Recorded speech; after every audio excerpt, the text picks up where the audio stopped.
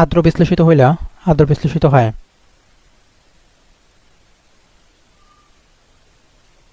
হলেও CCl4 কেন আর্দ্র বিশ্লেষিত হয় না? CCl4 কেন আর্দ্র বিশ্লেষিত হয় না? আমাদের এখন আর্দ্র বিশ্লেষিত হয় না। আচ্ছা, আর্দ্র বিশ্লেষণ, প্রথম কোশ্চেন হচ্ছে আর্দ্র বিশ্লেষণ কি? আচ্ছা, আর্দ্র বিশ্লেষণ বেসিক্যালি কি?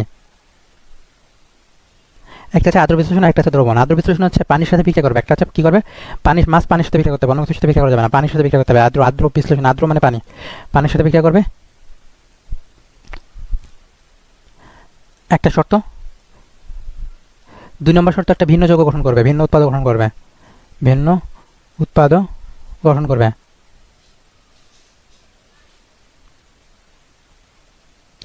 ভিন্ন উৎপাদ যদি গঠন না করে, মানে ভিন্ন রাসায়নিকভাবে ভিন্ন রকম উৎপাদ যদি গঠন না করে, তাহলে সেটা আর্দ্র বিশ্লেষণ বিক্রিয়া বলা পসিবল না। ঠিক আছে, আর্দ্র বিশ্লেষণ বিক্রিয়া বলা পসিবল না। আর্দ্র বিশ্লেষণ বিক্রিয়া হতে গেলে ভিন্ন যৌগ মাছ উৎপাদন হতে হবে, বুঝছো?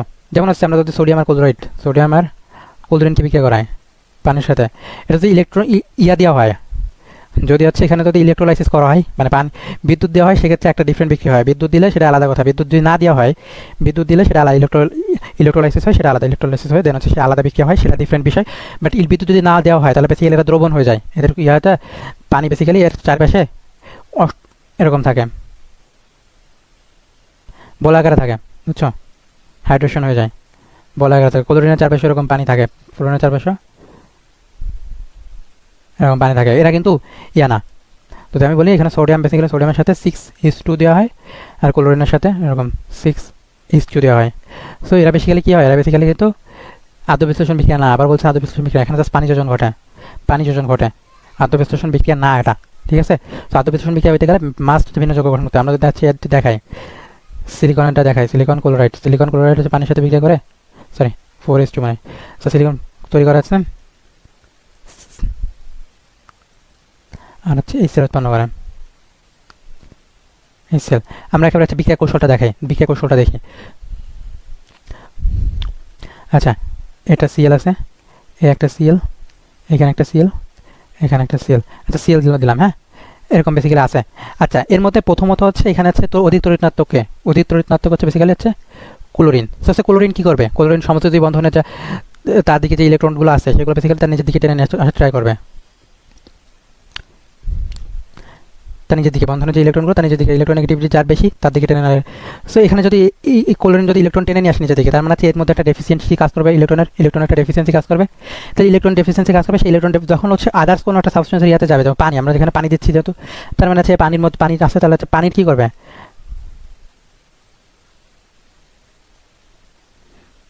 পানিতে অক্সিজেনের 2টা মুক্ত ইলেকট্রন আছে, এই মুক্ত ইলেকট্রন বেসিক্যালি নিবে, এই মুক্ত ইলেকট্রন নিতে গেলে অবশ্যই একটা ফাঁকা ডি অরবিটাল থাকতে হবে, একটা ফাঁকা ডি অরবিটাল না, ফাঁকা অরবিটাল থাকতে হবে। মুক্ত ইলেকট্রন নিতে গেলে ফাঁকা অরবিটাল থাকতে হবে। এখন এই সিলিকনে যদি আমি পি অরবিটাল মতো দেখি, তাহলে সেটা ক্লোরিন দিয়ে দেখবা পি অরবিটাল মতো আপটু ভর্তি থাকবে, একদম পুরো ভর্তি থাকবে। তুমি যদি ইলেকট্রন বিন্যাস করো খুব ভালো মতো দেখতে পাবে যে আপটু ভর্তি থাকবে। তার মানে হচ্ছে ফাঁকা ডি অরবিটাল থাকা মাস্ট, একটা হচ্ছে কি, তার মানে হচ্ছে ফাঁকা ডি অরবিটাল থাকতে হবে। কারণ হচ্ছে এই মুক্ত ইলেকট্রন আদারওয়াইজ দেবে কোথায়, ফাঁকা ডি অরবিটাল থাকতে হবে।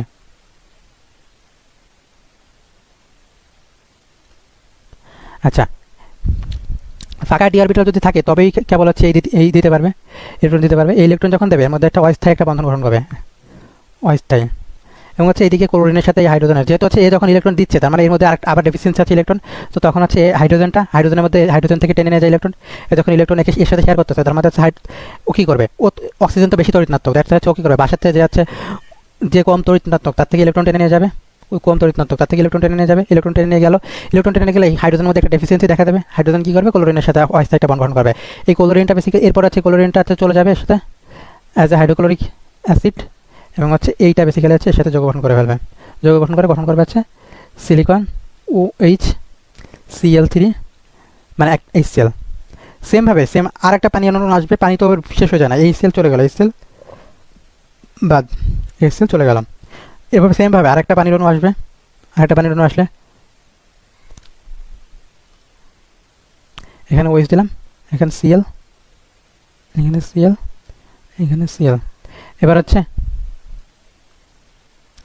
আবার আরেকটা আসলো, আরেকটা আসলে একদম দুইটা মুক্ত জোড় আছে, সেই দুইটা মুক্ত জোড় থেকে যেহেতু হচ্ছে এর মধ্যে সিলিকনের মধ্যে ডেফিসিয়েন্সি আছে, ডেফিসিয়েন্সি আসলে তাহলে সিলিকনের থেকে এই ইলেকট্রনটা নিবে, ইলেকট্রনটা নিয়ে দেন হচ্ছে আবার এখান থেকে সিলিকনের সাথে ওএইচ গঠন করবে। আর এখান থেকে যেহেতু হচ্ছে এ যখন ইলেকট্রন রেখে দিচ্ছে, এই অক্সিজেনের মধ্যে ইলেকট্রন ডেফিসিয়েন্সি দেখা যাচ্ছে, অক্সিজেনের মধ্যে যখন ইলেকট্রন ডেফিসিয়েন্সি দেখা যাবে তখন হচ্ছে এদিকে থেকে টেনে নিয়ে যাবে, টেনে গেলে হাইড্রোজেনের মধ্যে ইলেকট্রন ডেফিসিয়েন্সি দেখা যাবে, ইলেকট্রন ডেফিসিয়েন্সি যখন দেখা যাবে পাশের থেকে যার পাবে ইলেকট্রন বেশি তার কাছে নিয়ে যাবে, বুঝছে? তখন কি হবে, এইভাবে রিপ্লেস চলতে থাকবে, রিপ্লেস চলতে চলতে চলতে সিলিকন ক্লোরিন। আচ্ছা, এইভাবে রিপ্লেস চলতে থাকবে, রিপ্লেস চলতে চলতে বেসিক্যালি Cl2 হবে। এরপরে যদি বলি প্রত্যেকবারে দেখা যাচ্ছে একটা Cl কমতেছে, এরপরে কী হবে, সেমভাবে CiO3 Cl, সেমভাবে হবে O4, হ্যাঁ তাই তো? আচ্ছা, এরকম বেসিক্যালি যোগ হবে। আচ্ছা, এখন আমার কোশ্চেন হচ্ছে এই যে যোগটা হলো CiHO4, এটা কি ক্ষারীয় যৌগ নাকি অম্লীয় যৌগ? কোশ্চেন হচ্ছে এটা কি ক্ষারীয় যৌগ নাকি অম্লীয় যৌগ?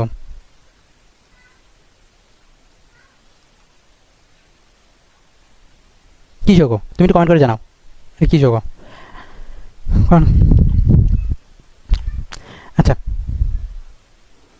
এটা বেসিক্যালি হচ্ছে অম্লীয় যৌগ, অম্লীয় যৌগ। এখন OH আছে সেই হিসেবে বলতে পারো যে ক্ষারীয় যৌগ, OH যেহেতু আছে দ্যাটস হচ্ছে সেই হিসেবে বলতে পারো ক্ষারীয় যৌগ, কিন্তু আলটিমেটলি এটা যদি একটু রিঅ্যারেঞ্জ করে লিখি অম্লীয় যৌগ, রিঅ্যারেঞ্জ করে লিখলে খুব ভালো মতো এটা দেখা যায় এটা ক্ষারীয় যৌগ। এটার নাম হচ্ছে সিলিসিক অ্যাসিড।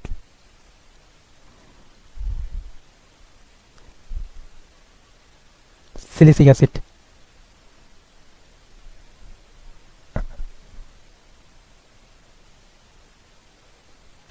আচ্ছা, এরপর হচ্ছে তাহলে CCl4 হচ্ছে, এবার CCl4 এর দিকে আমরা যাই, কার্বন।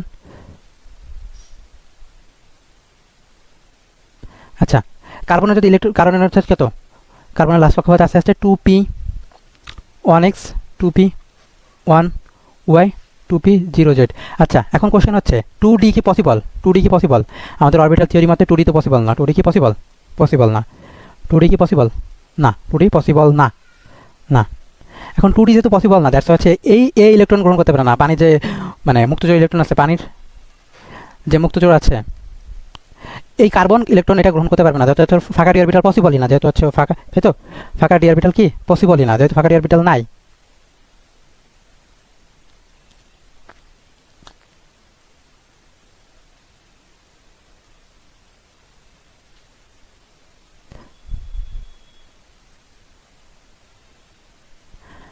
যেহেতু হচ্ছে ফাঁকা ডি অরবিটাল নাই, ফাঁকা ডি অরবিটাল না থাকার কারণে ওই ইলেকট্রন তো গ্রহণ করতে পারবে না, কার্বন গ্রহণ করতে। এখন আমার কোশ্চেন হচ্ছে এখানে তো ক্লোরিনের তো ফাঁকা ডি অরবিটাল আছে,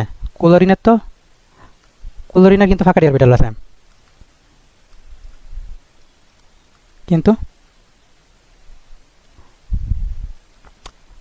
ফাঁকা ডি অরবিটাল বিদ্যমান।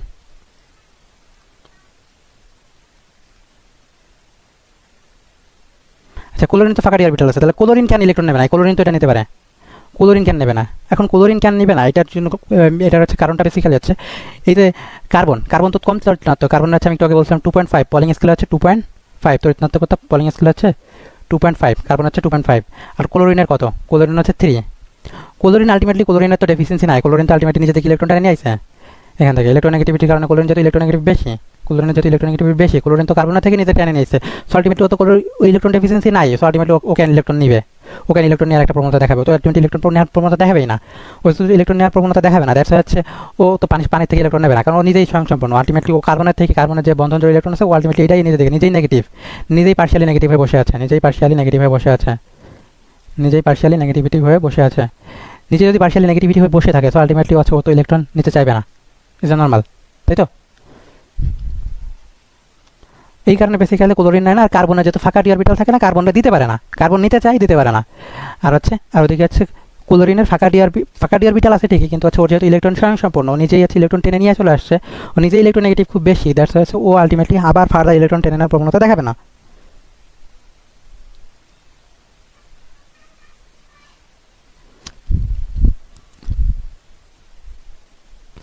আচ্ছা, এরপর আসি হচ্ছে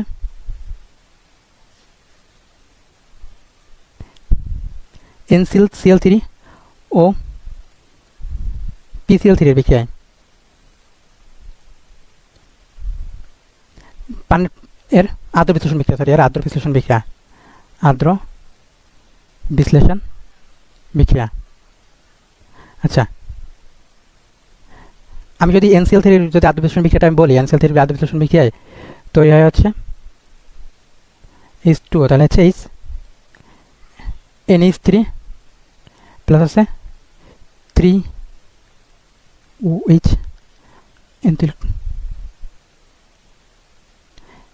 এরকম কিছু সম্ভবত আমরা ইয়াতে আমরা বিক্রিয়া করে দেখাই HOCl এরকম কিছু উৎপন্ন হবে। আমরা বিক্রিয়া করে দেখলে আমরা খুব ভালো মতো দেখতে পাবো। এরকম NH3 প্লাস আছে 3HOCl এরকম উৎপন্ন হবে। এখন আমি যদি বলি PCl3 বিক্রিয়া কি উৎপন্ন হবে, PCl3 এর সাথে পানির বিক্রিয়া কি উৎপন্ন হবে, সেম PH3 প্লাস আছে 3HOCl সেম। আচ্ছা, দেখি আমরা সেম কি উৎপন্ন হয় কিনা। আমার মনে হয় হচ্ছে দুইটাও সেম উৎপন্ন হবে না, আমার মনে হচ্ছে এটা হবে না। আমি বিক্রিয়ার কৌশলগুলো যে দেখে আসি, আমরা একটু আগে যে বিক্রিয়ার কৌশলগুলো দেখলাম সেই বিক্রিয়া অনুসারে হচ্ছে। আচ্ছা, এটা হচ্ছে তোমার বাড়ির কাজ না, বাড়ির কাজ আমি করে দিচ্ছি, বাড়ির কাজ থাকবে আমি করে দিচ্ছি, বাড়ির কাজ না আমি করে দিচ্ছি। আচ্ছা,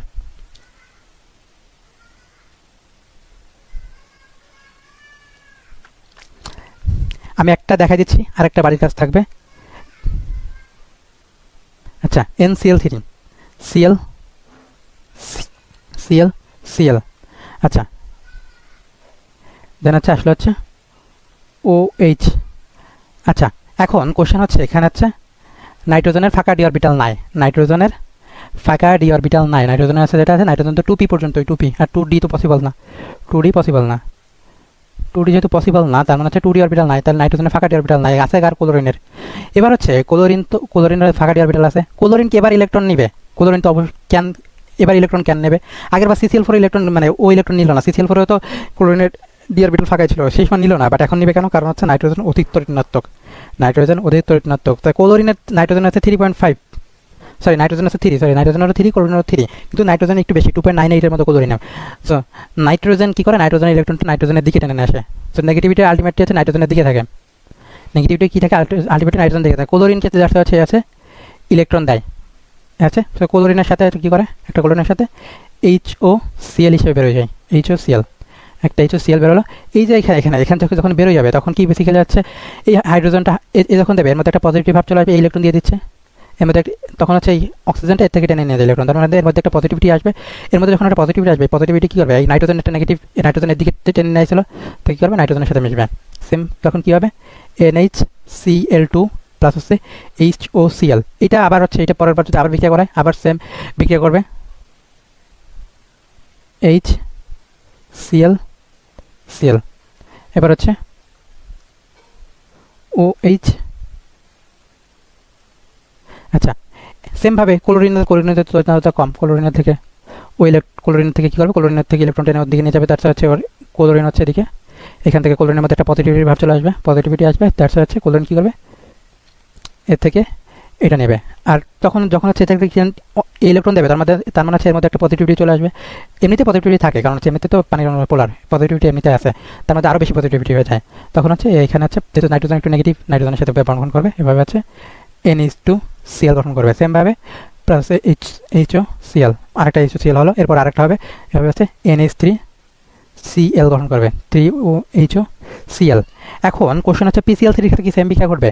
PCl3 ক্ষেত্রে না, আমাদের তড়িৎ-ঋণাত্মকতা খুব ভালো মতো খেয়াল করতে হবে, তড়িৎ-ঋণাত্মকতার জিনিসটা খুবই ভালো মতো খেয়াল করতে হবে। PCl3 ক্ষেত্রে হচ্ছে কী হবে? এখানে তড়িৎ-ঋণাত্মকতা বেশি কে? তড়িৎ-ঋণাত্মক বেশি গেলে হচ্ছে Cl, ক্লোরিন বেশি গেলে বেশি তড়িৎ-ঋণাত্মক।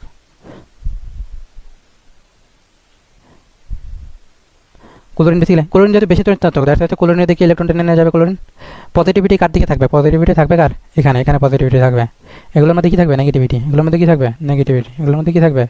নেগেটিভিটি। সো পানির অণু যখন আসবে, পানির অণু তো ও আছে নেগেটিভ, এখানে বিজোড় ইলেকট্রন আছে, এখানে বেসিক্যালি পজিটিভ, এইচটা হচ্ছে পজিটিভ। এখন পজিটিভ পৃথিবীতে সব কিছু কী করে? বিপরীত জিনিস আকর্ষণ করে, বিপরীত ধর্মের জিনিস। তাহলে তার মানে হচ্ছে এই ওটা কী করবে? এর সাথে যাবে, কী করবে? তাই তো। আর হচ্ছে এখানে ক্লোরিন নেগেটিভ, তো ক্লোরিনের সাথে যাবে HCl, আর এটা কী করবে? POH Cl সেমভাবে আরেকটা সিএল রিপ্লেস হবে, সেমভাবে আরেকটা সিএল রিপ্লেস হয়ে হচ্ছে কী হবে, POH2 সিএল। সেমভাবে আরেকটা সিএল, এখানে আরেকটা পানি আসবে, সেমভাবে আরেকটা পানি বিক্রিয়া করে কী করবে, POH3। প্রত্যেকবারই যখন আসবে তখন হচ্ছে এখানে POH3 প্লাস HCl উৎপন্ন হবে, এখানে একটা HCl উৎপন্ন হবে প্রত্যেকবারই। তাহলে দেখা যাচ্ছে যে 3টা HCl উৎপন্ন হচ্ছে, এখানে একটা HCl উৎপন্ন হয়েছিল, এখানে একটা HCl উৎপন্ন হয়েছে, এখানে একটা HCl উৎপন্ন হয়েছে। সো আলটিমেটলি তৈরি হলো কি, আলটিমেটলি বিক্রিয়া করে PCl3 এর ক্ষেত্রে কী উৎপন্ন হলো, PCl3 এর ক্ষেত্রে হচ্ছে উৎপন্ন হলো H2 বিক্রিয়া করে POH3 প্লাস হচ্ছে তৈরি করলো হচ্ছে 3HCl, 3টা HCl। আমরা যদি সমাধান করি, পানি কয়টা এসেছিল, পানি আমরা দেখছি খুব 3বার পানি গেছে, দ্যাটস হচ্ছে 3টা পানি, 3টা পানি, হ্যাঁ 3টা পানি। এটাকে আমরা যদি একটু সাজাই লিখি, এটা আমরা বেসিক্যালি একটু অসাজানো আছে, এটাকে যদি আমরা একটু সাজাই লিখি তাহলে আসে হচ্ছে H3PO3 প্লাস হচ্ছে 3HCl। ঠিক আছে? আচ্ছা, NCl3 ক্ষেত্রে কি উৎপন্ন হলো, এখানেও 3H2 লাগছিল, আমরা খুব ভালো মতো দেখছি, 3বার পানি অনু আসছিল। সো উৎপন্ন হলো NH3 প্লাস হচ্ছে 3HOCl। সো আমরা খুব ভালো মতো দেখতে পেলাম যে হচ্ছে বিক্রিয়া করে, দুটো বিক্রিয়া করে সেম জিনিস উৎপন্ন হলো না। কেন উৎপন্ন হলো? জাস্ট তড়িৎ-নাটকতার পার্থক্যের কারণে, তড়িৎ-নাটকতার পার্থক্যের কারণে। ঠিক আছে?